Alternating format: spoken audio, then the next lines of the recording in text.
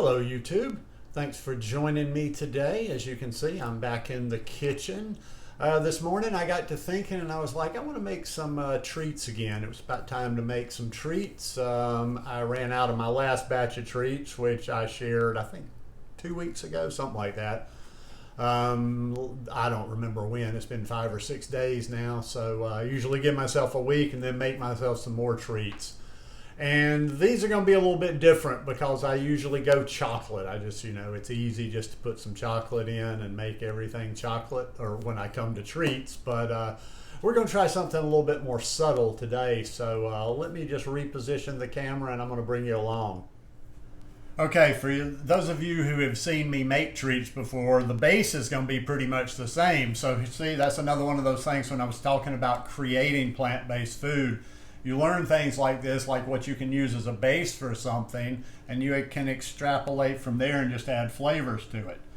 So I'm going to start with some walnuts.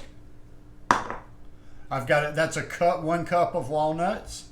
Next I'm going to add a cup of oats. And let me just mention here, because somebody asked the last time, does the oats change the taste?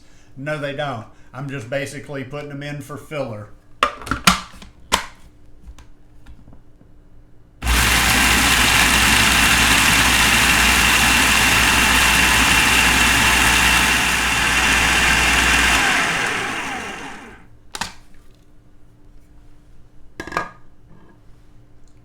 All right, next I'm going to add 2 teaspoons of vanilla extract.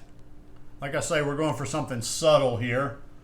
And also too, I'm trying not to be too heavy-handed. Sometimes when I use things like this, I can add a little too much and then can't take it back. Next, I'm going to put a little bit of cinnamon in there. I've got a teaspoon of cinnamon. So it's 2 teaspoons of vanilla, 1 teaspoon of cinnamon. And then I've got a cup of dates that I soaked.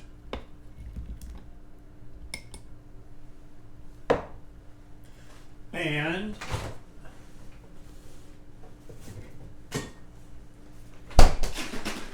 then I'm going to use just a little bit of almond milk to get it going. I'm just going to kind of be very careful and free pour this. That should be enough to get it going. And then let's blend it up.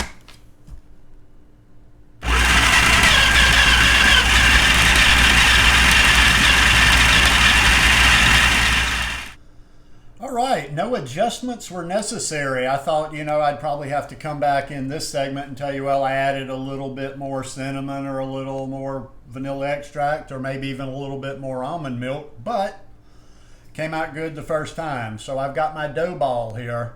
And by the way, how'd I know this? Because I tasted a little bit of the dough as I was, bringing it out. And honestly, these kind of remind me a little bit of an oatmeal cookie.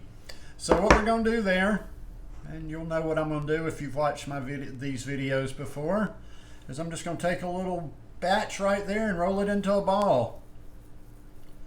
And I'm going to roll it all up into a ball and put it on this baking sheet with a little bit of parchment paper.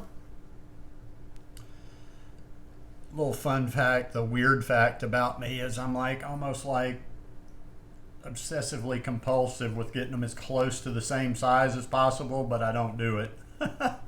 So we have some that are slightly smaller and some that are slightly larger. And when I roll these up, after I get them all rolled up, I'm just going to slide them right into the freezer. Yes, the freezer, not the fridge. I like to let them sit in the freezer and they'll get nice and hard. And then, like I say, they're good for a lot of different things. I like to have them sometime with a coffee in the morning, or I like to have them with a tea. Or sometimes I like to have a couple of them when I'm having a green smoothie. They just go with a lot of different things. But yeah, I'm happy the way this came out. A little bit more subtle, not the heavier taste of, say, chocolate where I use cacao. But anyhow, hope you guys enjoyed this one today. If you like it, please give me a thumbs up. Go hit that subscribe button if you're not already subscribed. And I'll see you here again when I see you. Peace.